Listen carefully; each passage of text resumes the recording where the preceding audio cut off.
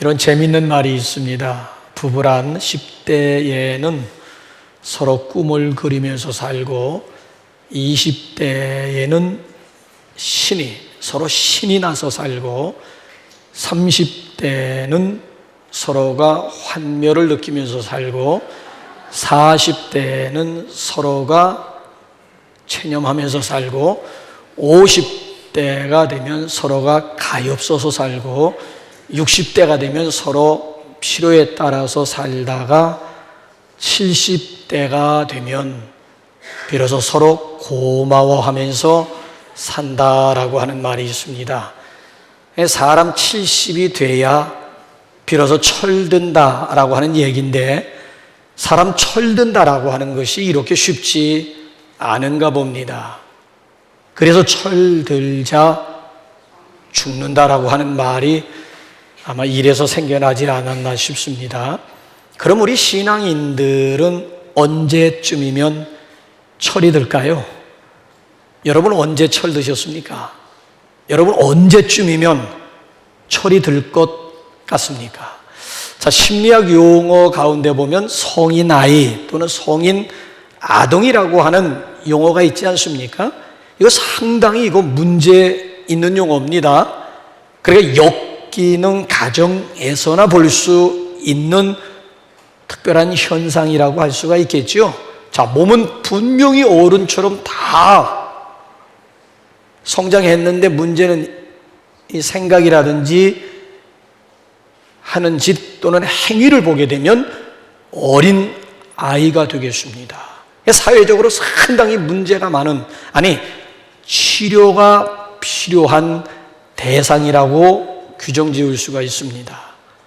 근데 여러분, 이 성인 아이, 성인 아동이라고 하는 말이 또 우리 신앙적으로 또 영적으로 접근해 보게 되면 그렇게 나쁜 말은 아닙니다. 오히려 하나님 앞에서 아니면 영적으로 성인 아이라고 하는 것은 긍정적인 면이 더 많아요.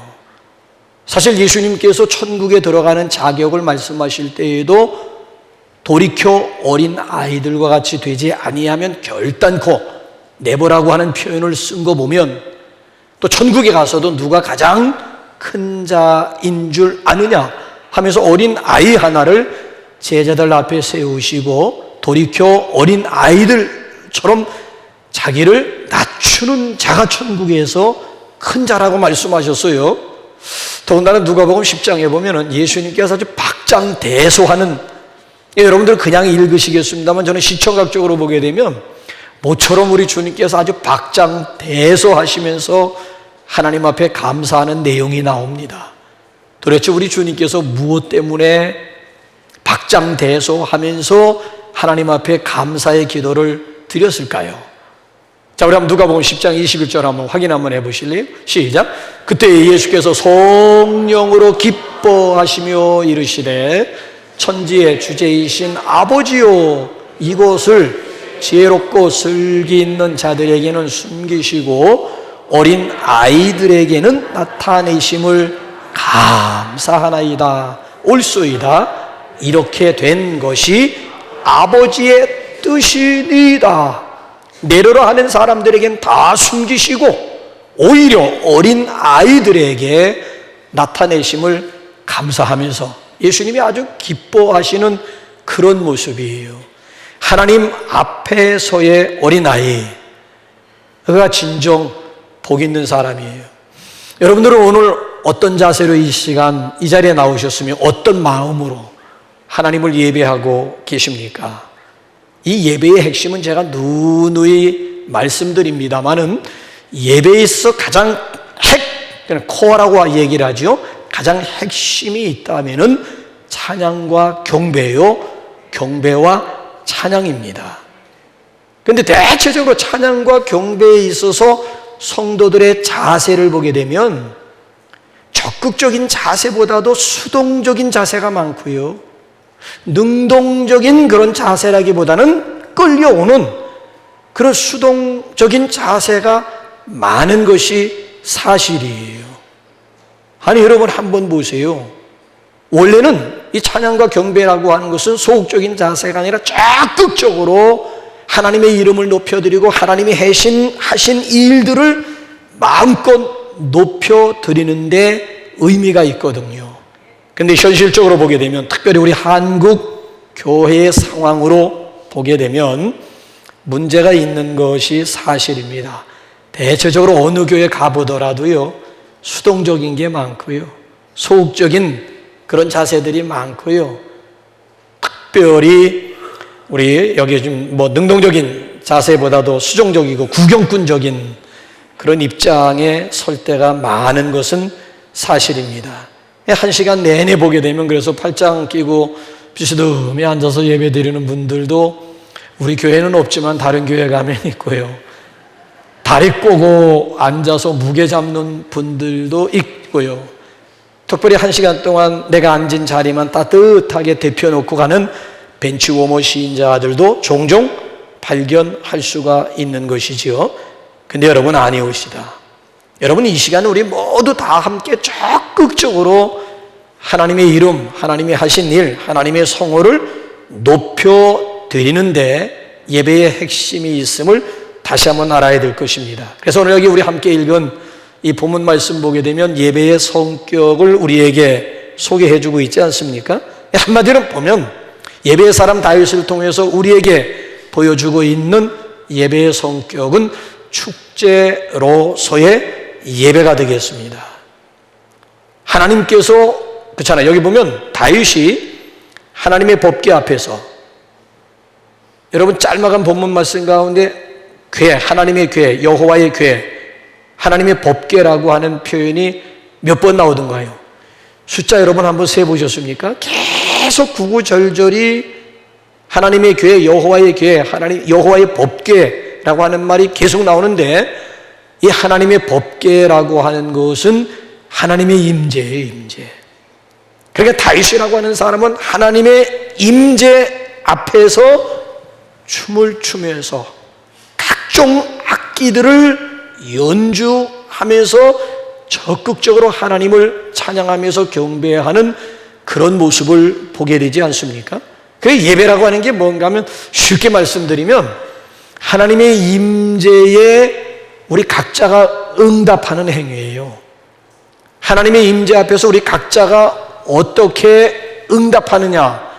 그래 보면 소극적으로 응답하시는 분들도 있고 반대로 아주 적극적으로 응답하시는 분들도 있어요. 다윗 같은 경우에는 하나님의 임재 앞에서 막 적극적인 그 자세가 막 춤을 추면서 손뼉 치면서 목청껏 찬양하면서 아니면 각종 악기들을 동원해서 연주하면서 적극적으로 하나님의 임재에 반응하고 있는 다윗의 모습을 발견하게 됩니다. 여러분 구약 느헤미야에서 보게 되면 학사 에스라가 하나님의 말씀을 낭독했을 때에 이스라엘 백성들이 그 하나님의 말씀을 듣고는 막 엉엉 울어요.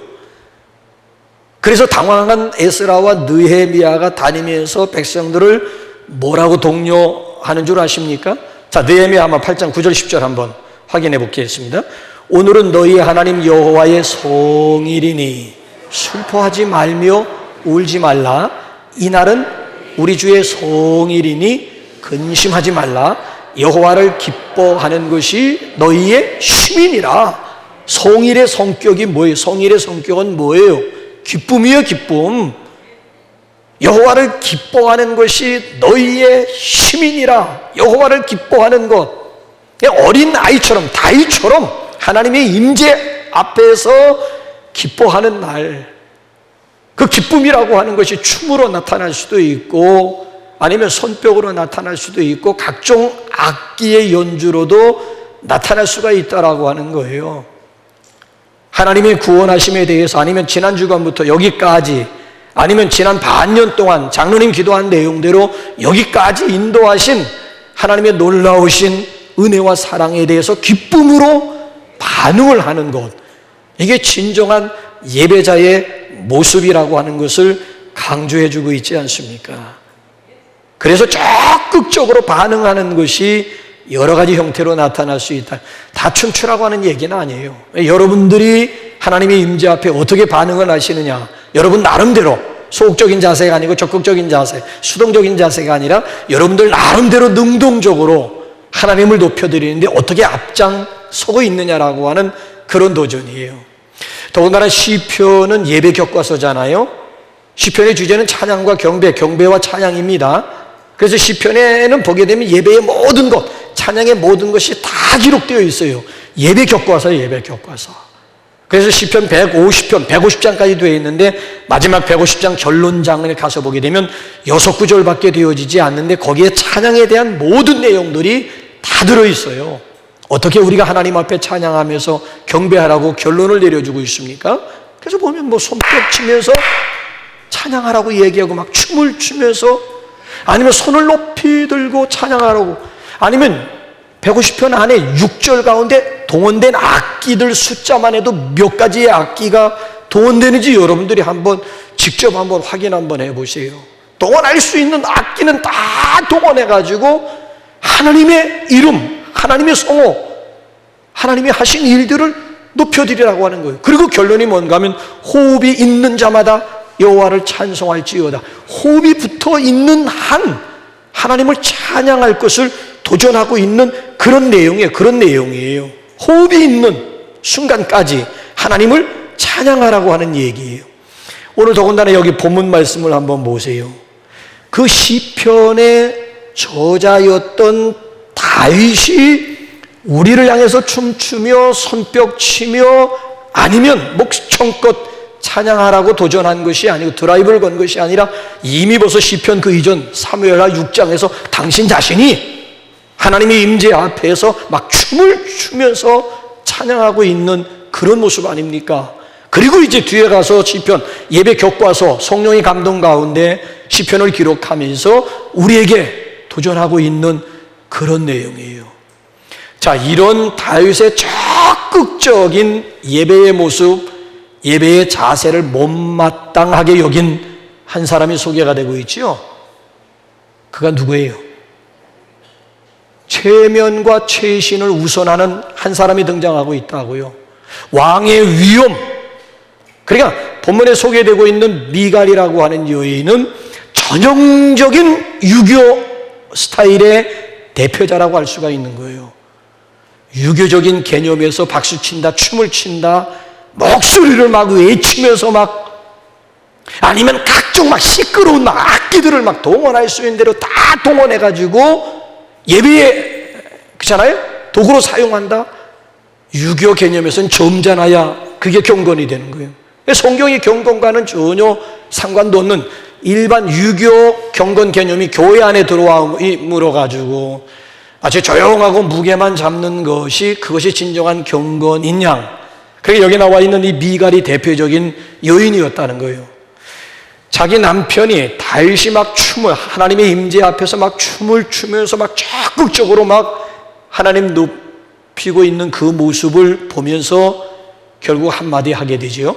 자, 우리 한번 20절 뭐라고 한번 빈정거리는지 한번 볼까요? 시작. 다윗이 자기의 가족에게 축복하러 돌아오매 사울의 딸 미갈이 나와서 다윗을 맞으며 이르되 이스라엘 왕이 오늘 어떻게 영화로우신지 방탕한 자가 염치 없이 자기의 몸을 드러내는 것처럼 오늘 그의 신복의 계집종의 눈앞에서 몸을 드러내셨도다 하니. 자, 우리 개정개역이고요. 이걸 한번 새번역으로 한번 보세요. 우리 개정개역판 말고 시작. 다윗이 자기의 집안 식구들에게 복을 빌어주려고 궁전으로 돌아가니 사울의 딸 미갈이 다윗을 맞으러 나와서 이렇게 말하였다. 오늘 이스라엘의 임금님이 건달패들이 맨살을 드러내고 춤을 추듯이 신하들의 아내가 보는 앞에서 몸을 드러내며 춤을 추셨으니 임금님의 채통이 어떻게 되겠습니까? 채통을 찾고 있다고요. 채통. 다윗의 그 행위, 하나님을 예배하는 그 행위를 보고 채통을 지금 찾고 있는 거예요. 체면 찾고 있는 거예요. 더군다나 현대인의 성경을 보게 되면 그 뒤에 마지막 뭐라고 번역을 했는가 하면 빈정거렸다는, 오늘 이스라엘 왕이 얼마나 영화로우신지요. 빈정거리는 말이에요. 빈정거리는 말. 빈정거렸다는 거예요. 왕이 이게 뭐냐는 것이죠. 왕의 행위가 이게 뭐냐라고 하는 얘기예요. 결국 여러분, 그 미갈에 대해서 성경은 뭐라고 결론을 내고 있는가 하면 23절 한번 넘어가 보실래요? 23절 시작. 그러므로 사울의 딸 미갈이 죽는 날까지, 그러므로 사울의 딸 미갈이 죽는 날까지 자식이 없으니라. 너무 안타까운 일이잖아요. 너무 유감스러운. 가만히만 있으면 중간까지는 가겠는데 그걸 그냥 다윗의 예배 행위에 대해서 이러쿵저러쿵 입방아쪄 대더니만, 그러므로 결론이 뭔가 하면 죽는 날까지를 강조하는 거예요. 안타까운 일이 아닐 수가 없는 거예요. 반대로 하나님 앞에서 어린아이, 성인 아동이 되어가지고 어린아이처럼 적극적으로 막 춤을 추면서 막 하나님을 찬양했던 다윗은 하나님의 복을 받는데 어떤 복을 받는가 하면 이스라엘의 성군이 됩니다. 이스라엘의 성군. 더군다나 2930여 명의 성경 인물들 가운데 가장 하나님의 사랑을 많이 받은 대표자로 소개가 되고 있습니다. 그렇습니다, 여러분. 예배가 살아야 가정이 회복될 수가 있고요. 예배가 살아야 생명의 풍성함을 누리면서 살아갈 수 있고요. 예배가 살아야지 신앙생활 가운데, 교회 생활 가운데 생동감을 회복할 수가 있고요. 예배가 살아야 하나님의 은혜와 복을 누리면서 살아갈 수가 있습니다. 중요한 것은 하나님 앞에서 나의 예배 자세가 뭐냐, 이거. 예배의 본질 회복하고 있느냐라고 하는 것이 중요해요. 그래서 저는 이 시간, 짤막한 시간이지만은 어떻게 이스라엘 왕이 되어가지고 어린아이처럼 적극적으로 하나님을 찬양하면서 경배하며 예배할 수가 있었을까? 오늘도 우리가 성인 아이처럼 하나님 앞에서 적극적으로 찬양하며 경배하며 예배하는데 걸림돌이 뭘까? 장애 요인이 뭘까? 이거 한번 좀 생각했으면 해요. 왜 나는 다윗처럼 예배하기가 힘들까? 그 이유가 어디에 있을까? 자, 다윗이라고 하는 사람이 어떻게 적극적으로, 그 적극적인 행위가 막 춤을 추면서 악기들을 불어가면서 목청껏 하나님을 예배할 수가 있었을까요? 세 가지예요, 세 가지. 첫째는 그의, 오늘 여기 본문 말씀 보면 코람데오 의식 때문입니다. 그래서 여기 짤막한 본문 말씀 가운데 보면은 의도적으로 4번씩이나 반복되는 단어가 이게 중요한 거예요. 자, 14절, 16절, 21절 상반절, 하반절 시작. 다윗이 여호와 앞에서 힘을 다하여 춤을 추는데, 16절 다윗 왕이 여호와 앞에서 뛰놀며, 21절 상반절 거기까지만 시작. 다윗이 미갈에게 이르되 이는 여호와 앞에서 한 것이니라. 하반절 시작. 내가 여호와 앞에서 뛰놀리라. 자, 4번씩이나 강조되는 똑같은 단어가 뭐예요? 여호와 앞에서예요. 이걸 라틴어로 코람데오라고 얘기를 하는 거예요. 다윗은 그 순간 내가 여호와 앞에 있다라고 하는 의식이 있었기 때문에 나는 그분 앞에 마냥 어린아이야. 나는 마냥 어린아이야. 그러니까 아빠 하나님을 기쁘시게 해드리기 위해서 춤을 추는 거예요. 자, 어느 가정에 딸이 있는데, 어린 딸이 있는데 이 녀석이 밤에 잠잘 때는 침대에서 아침 기도, 마지막 기도를 하고 잠자리에 드는데 어머니가 밖에서 이렇게 들여다보니까 이놈은 기도한 다음에는 그 다음에 침대에서 일어나서 막 뛰는 거야. 아니, 하루 이틀도 아니고 계속 기도 끝나고 손 모고 기도한 다음에 그 다음에 일어나서 자기 침대에서 막 뛰는 거야. 그래서 어느 날 어머니가 딸에게 물어봐. 너 기도 후에 왜 침대에서 이렇게 공중공중 뛰냐 그랬더니만, 엄마 하나님 앞에 너무 달라고만 해서 미안해서 마지막으로 하나님 기쁘시게 해드리기 위해서 그래서 뛴다는 거예요. 어린아이의 마음이에요. 어른들이 그런 생각할 수 있겠어요?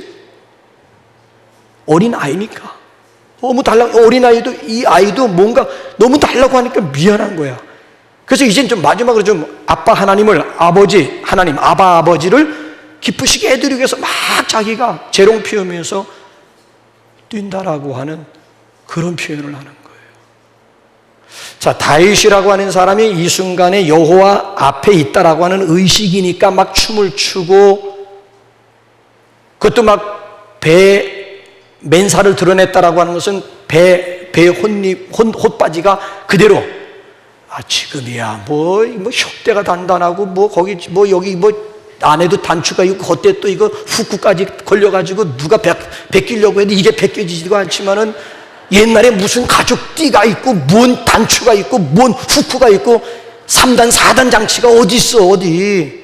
그냥 자루 같은 바지 그냥 입어놓고 그냥 끈 하나 묶어놓으면, 근데 얼마나 막 열정적으로 뛰었으면 글쎄요, 그 묶음 띠가 풀어져가지고 그대로 바지가 그대로 흘러내리는 것도 모르고 맨살을 드러내면서 하나님을, 여호와 앞에 있다라고 하는 의식이기 때문에 이게 가능한 거지. 만약에 다윗 왕이 그 순간 나는 백성들 앞에 있다, 나는 사람들 앞에 있다라고 하는 이런 의식이었다면, 과연 다윗이라고 하는 사람이 그렇게 막 왕으로서 막 춤을 추면서 찬양할 수가 있었을까? 아니에요. 그건 힘든 거예요. 하나님 앞에 있다라고 하는 코람데오 의식이 있었기 때문에 가능한 얘기지, 사람 앞에 있다라고 하는 의식 가지고는 어림도 없는 얘기예요. 그러니까 다윗은 모든 거 다 내려놓은 거예요. 하나님 앞에서 모든 거 다 내려놓고 다 잊어버렸어요. 아니, 지금 이 순간 왕이 뭐 그렇게 중요해요? 이 순간은 하나님을 만나는 일이 중요한 것이, 내가 왕인데, 아니 이 순간에 왕이 뭐 그렇게 중요하느냐고.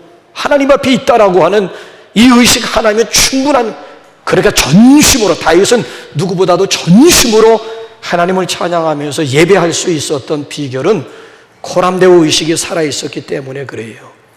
우리는 시간마다 하나님 앞에 나와서 예배한다고 하지만 하나님 앞에 서 있는 모습보다도 사람들 의식할 때가 얼마나 많습니까? 내가 이런 액션을 취하면 남들이 나를 어떻게 볼까? 자신의 체면과 위신을 먼저 생각하잖아요. 그래서 경배다운 경배를 놓쳐버릴 때가 많지 않습니까? 여러분, 이 체면이나 체통, 위신이 그렇게 중요한 거예요. 하나님을 만나는 것보다도 더 포기할 수 없는 것입니까? 저는 그 미국 사람들의 생각이 참 어떤 때는 좀 부러울 때가 있는데, 여러분 보세요. 남편은 유명 대학교의 교수님이에요. 근데 그의 부인이 같은 대학 식당에서 접시 닦으면서 아르바이트를 해요. 이게 우리네 생각으로 가장 친한 거예요? 아니, 현실적으로 우리나라에서 한번 생각해. 그냥 뭐 별일 없는 교수라고 한다면 그럴 수도 뭐 있다 손 치더라도, 유명세를 타고 있는 유명 교수인데 그의 부인 사모님이 바로 그 학교에서, 그 대학에서 식당에서 접시를 닦으면서 알바를 하면서 일을 하고 있다? 이거 여러분 어떻게 생각하십니까? 생각하기 힘들잖아요. 자, 근데 가장 중요한 것은 이거예요. 그 부인의 말이 이래요. 남편은 가르치는 일로 학생들에게 봉사하고 섬긴다면 나는 접시 닦는 걸로 학생들을 섬기고 봉사한다는 거예요. 그러니까 섬김과 봉사에 무슨 귀천이 따로 있느냐는 거야. 직업에 귀천이 없듯이, 아니, 가르치는 걸로 학생들 섬기는 거나 접시 닦는 걸로 학생들을 섬기는 거나, 아니 봉사하면서 아이들을 섬기는 데 있어서 뭔 귀천이 필요하느냐는 거예요. 저들이 합리적인 생각은 비용 절감 차원에서도 너무 좋다는 거야. 만약에 쪽팔려가지고 체면 때문에, 그래서 남편 근무하는 식당이 아니고 다른 먼 곳에 가서 만약에 알바를 하고 일을 한다면 부득이 차가 2대가 있어야 되지 않겠느냐는 거야. 미국이라고 하는 나라가 차 없이 움직일 수 있는 나라요? 그러니까 부득이 다른데 체면 때문에, 위신 때문에 쪽팔려가지고 다른 곳에 가서 일을 해야 한다면 부득이 차를 2대 구입해야 된다는 거야. 그런데 남편이 근무하는 곳에 가서, 그 식당에 가서 접시 닦으면서 알바하게 되면 같이 출근하고 같이 돌아오고, 이게 얼마나 좋냐는 그런 얘기예요. 우리는 이런 의식이 아니니까 문제지요. 합리적이지 못합니다. 그저 남들이 나를 어떻게 생각할까?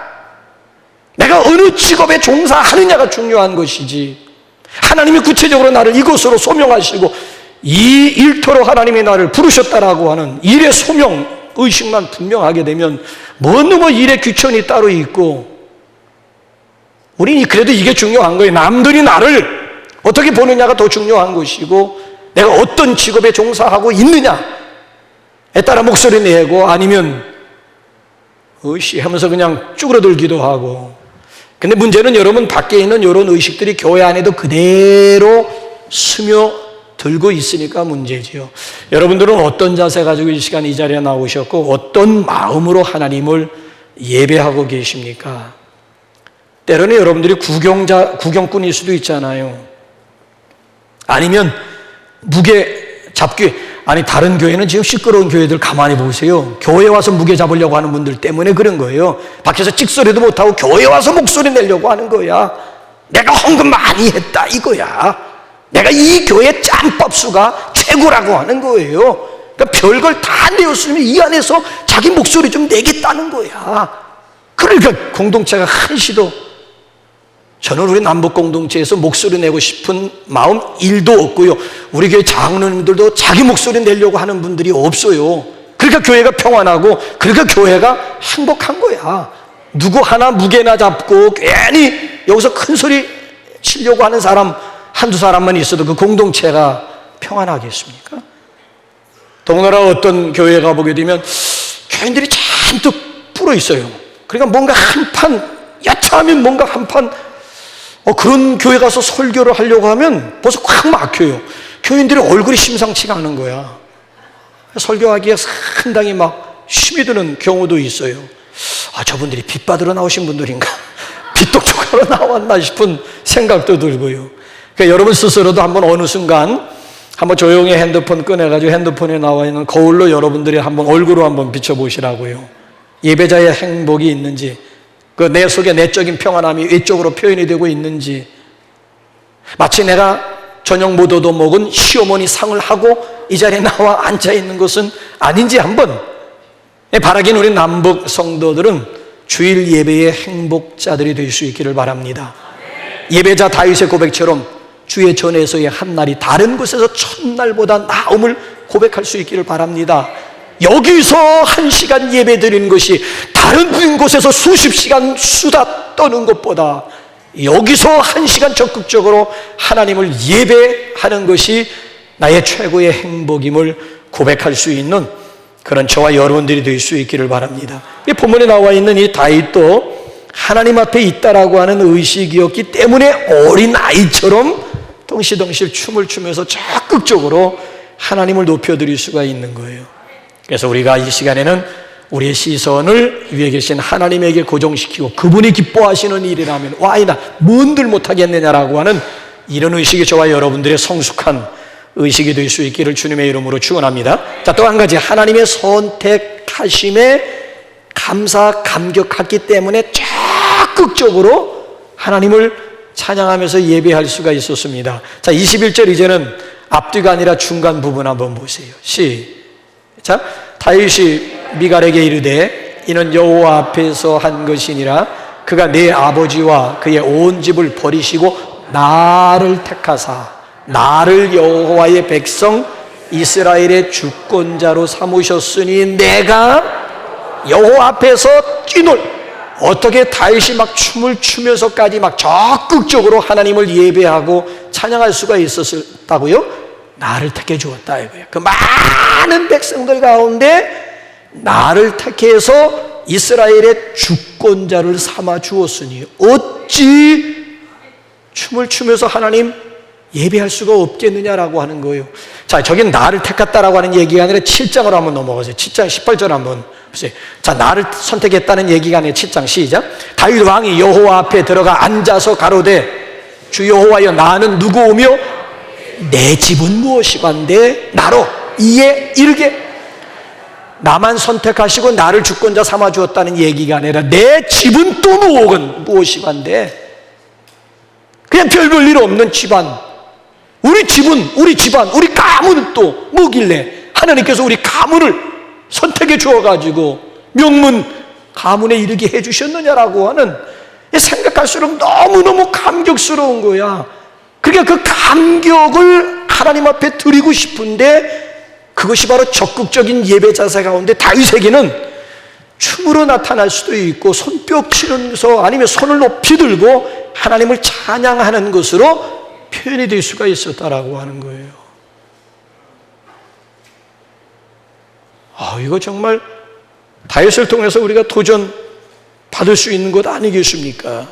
만입이 내게 있으면 그 입 다 가지고 내 구주 주신 은총을 늘 찬송하겠네.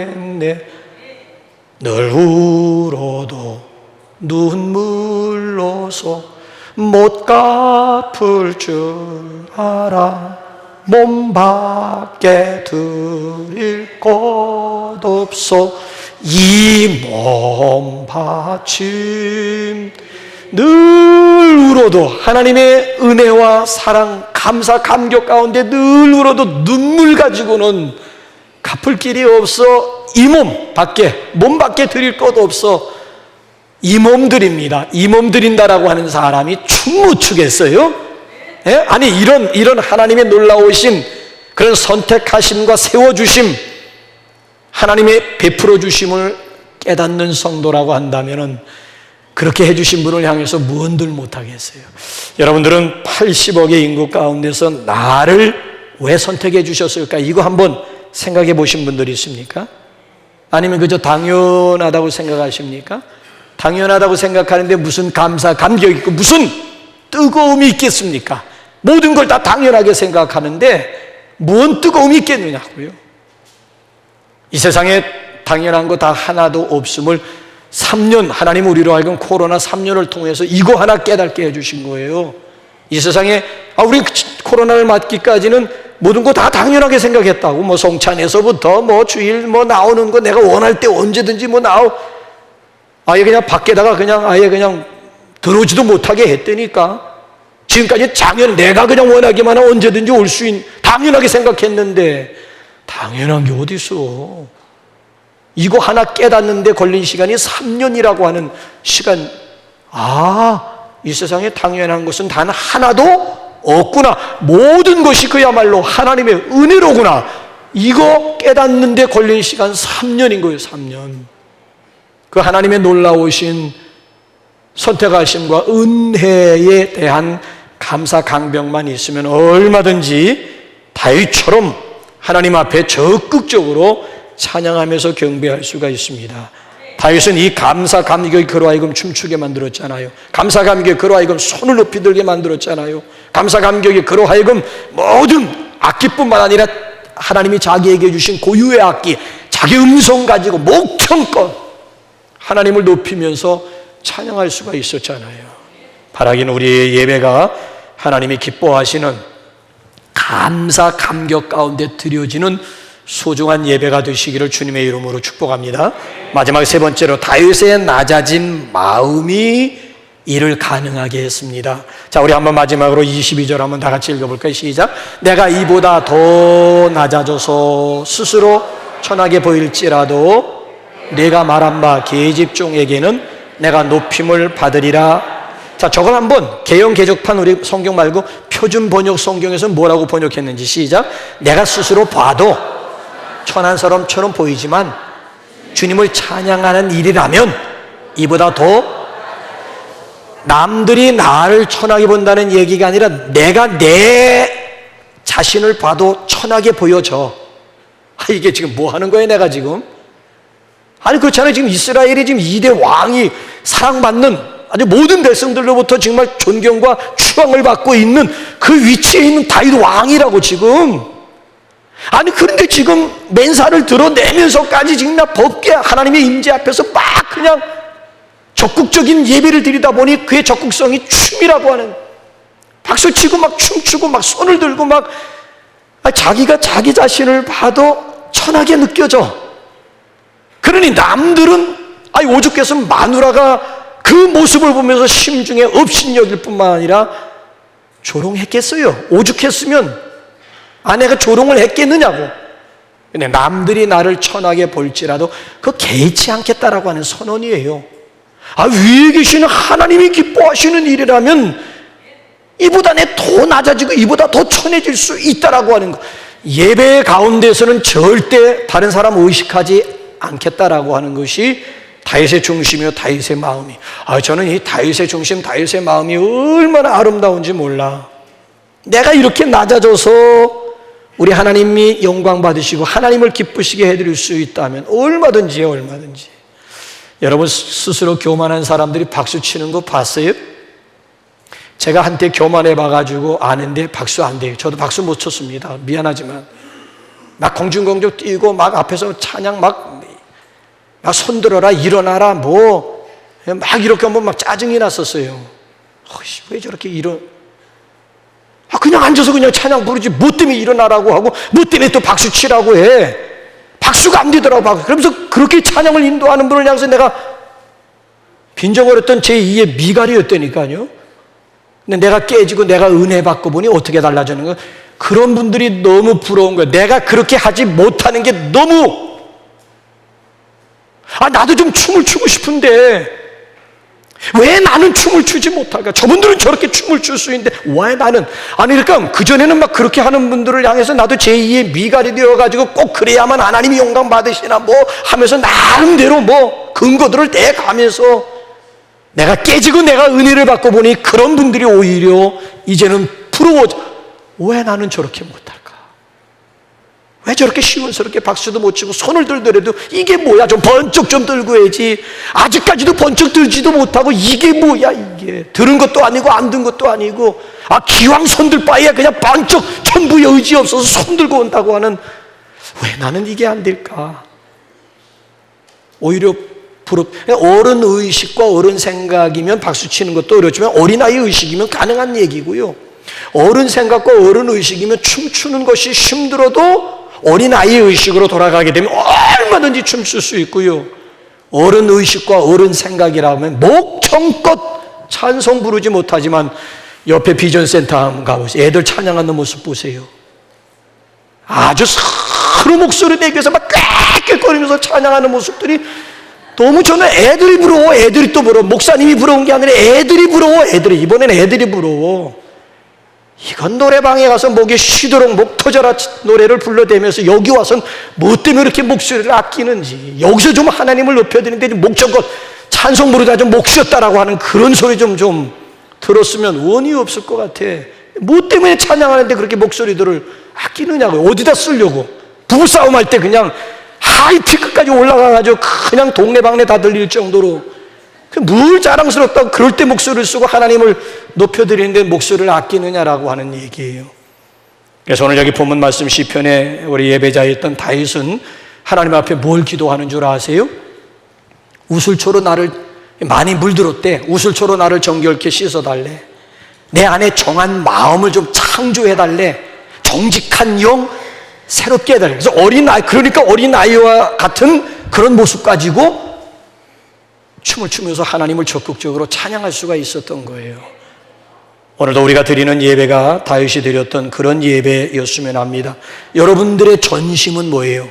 내가 여러분 이 시간 박수치라는 얘기가 아니지요. 춤추라는 얘기가 아닙니다. 그냥 다윗은 하나님 앞에 전심으로 예배하는 행위가, 적극적으로 하나님을 예배하는 행위가 어떻게 표현되었다고요? 춤추는 것으로, 박수치는 것으로, 손을 높이 드는 것으로 표현되었다는 거예요. 그러면 여러분들의 전심은 뭐냐 이거예요. 여러분들이 하나님 앞에 나름대로 내가 적극적으로, 수동적이 아니라 능동적으로 내가 하나님의 이름을 높여드리고 이 시간 하나님의 성호를 높여드리는 여러분만의 전심이 있느냐라고 하는 도전이에요. 여러분들은 다윗입니까? 여러분들은 미갈입니까? 어느 쪽에 지금 서 계십니까? 기왕이면 우리 하나님이 기뻐하시는 제2의 다윗. 그래서 우리의 예배 가운데 성령의 기름 부심이 있고 성령님의 만져주심이 있는 그런 거룩한 예배가 될 수 있기를 주님의 이름으로 축복합니다. 285장